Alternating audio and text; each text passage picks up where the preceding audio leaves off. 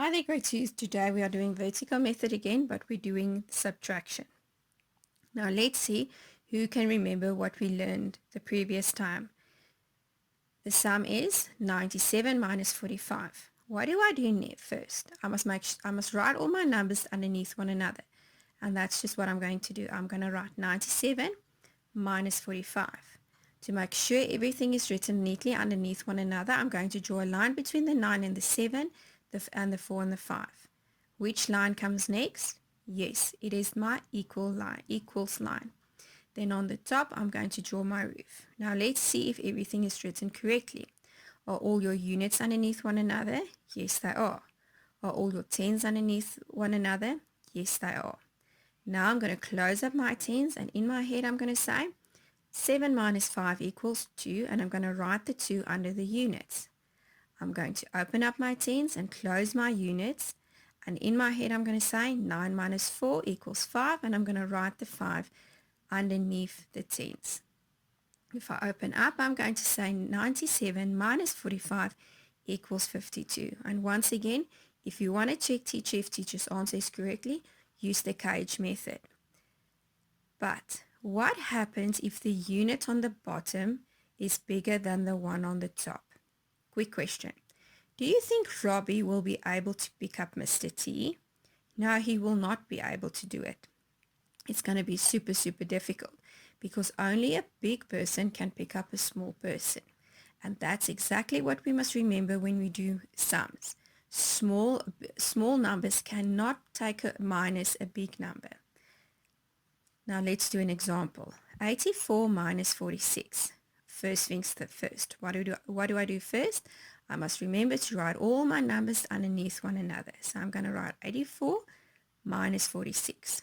And to make sure that I'm writing neatly, I'm going to draw a line between the 8 and the 4 and the 4 and the 6. Which line comes next? The equals line. And then I'm going to draw the line on the top so I can name all my numbers. Now, let's check. Are all the units underneath one another? Yes, they are. Are all the tens underneath one another? Yes, they are. So I'm going to close up my tens. And in my head, I'm going to say 4 minus 6 equals.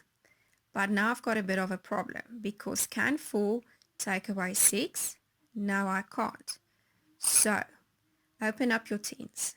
What do you think I must do now? The 4 must go to the 8 and ask, Mr. 8, may I borrow a 1 from you? Now 8 is very kind and he says, yes, 4, you may take 1. So I'm going to cross out my 8 and my 8 is going to change into a 7 because 8 minus 1 equals 7. Then the 1 is going to jump over to the unit side.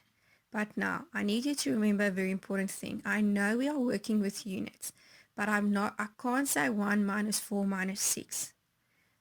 That 1 makes the 4 into a 10. That means it makes it to 14. So in my head, I'm going to say 14 minus 6 equals 8. And I'm going to write the 8 under the unit. Then you can close up your units if it makes it easier for you. And you're going to say in your head, 7 minus 4 equals 3. And I'm going to write the 3 under the tens. If I open up my sum, I'm going to say 84 minus 46 equals 38.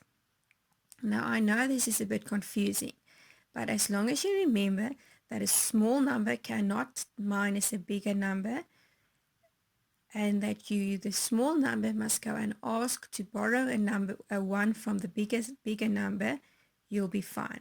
So I would like you to try the examples that I've given you and see if you can do it. If not, let teacher know and then I can help some more. Have a super day. Bye.